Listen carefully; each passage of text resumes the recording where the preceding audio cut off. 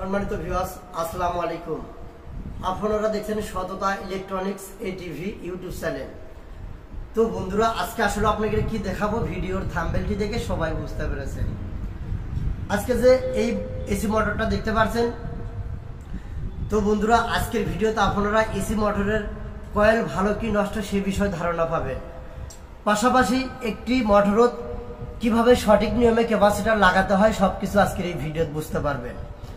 তো বন্ধুরা, কাজটি শুরু করার আগে আপনাদের কাছে ছোট্ট একটি রিকোয়েস্ট থাকবে, আপনারা এখনো যদি সততা ইলেকট্রনিক্স এটিভি ইউটিউব চ্যানেলে নতুন হয়ে থাকেন, অবশ্যই দয়া করে চ্যানেলটি এখনই সাবস্ক্রাইব করবেন। তো বন্ধুরা, আমি আর অত দূরে যাব না, দেরি না করে আমরা মূল আলোচনায় চলে যাব। এরকম এসি মোটরের ক্যাপাসিটর সেট করতে অনেক মেকার ভাইরা কিন্তু সমস্যায় পড়ে যান, সামান্য ভুলে বিশাল বড় সমস্যা। তো আপনারা ক্যাপাসিটর সেট করবেন, ভালো কথা, কোনো সমস্যা নাই। তবে আপনার মোটরটা উল্টো দিকে ঘুরতেছে কি সিধে দিকে ঘুরতেছে এটা আগে সর্বপ্রথম জানতে হবে।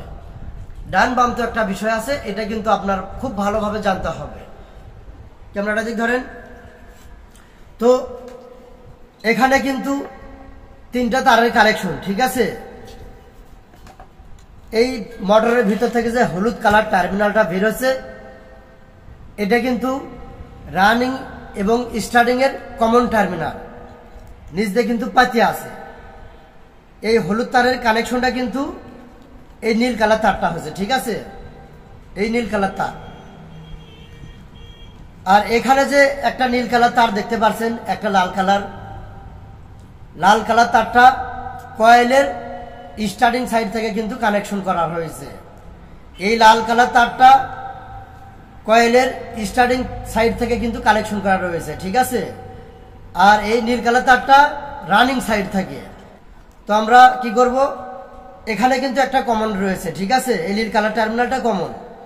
আর একটা এই নীল কালার টার্মিনাল থেকে কিন্তু লুপ বার করে নিতে হবে, মানে তার ঝালাই করে লাগাতে হবে।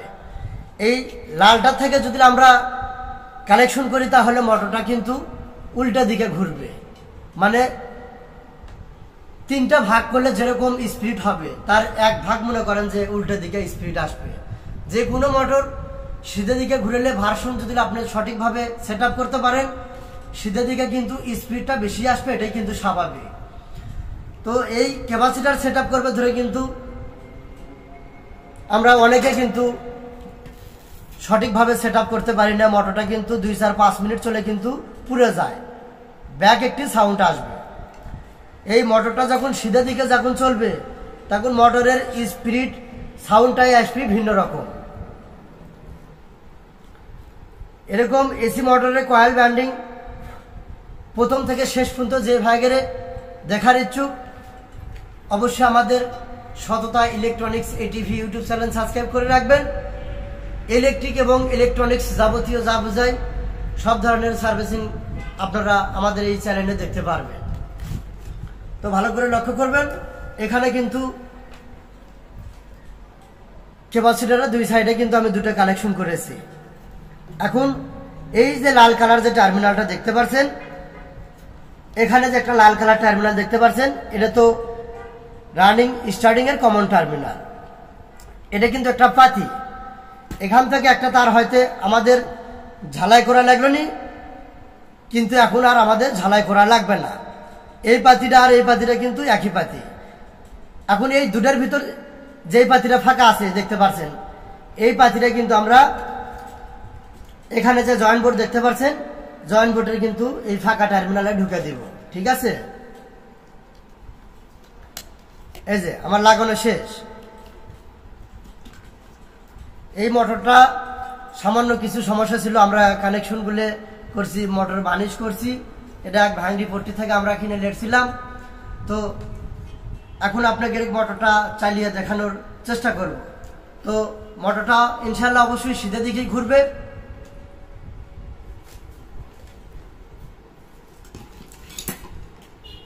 এখানে লাইন দাও, মোটরের হাবি স্পিড হবে, এই যে দেখতে পাচ্ছেন।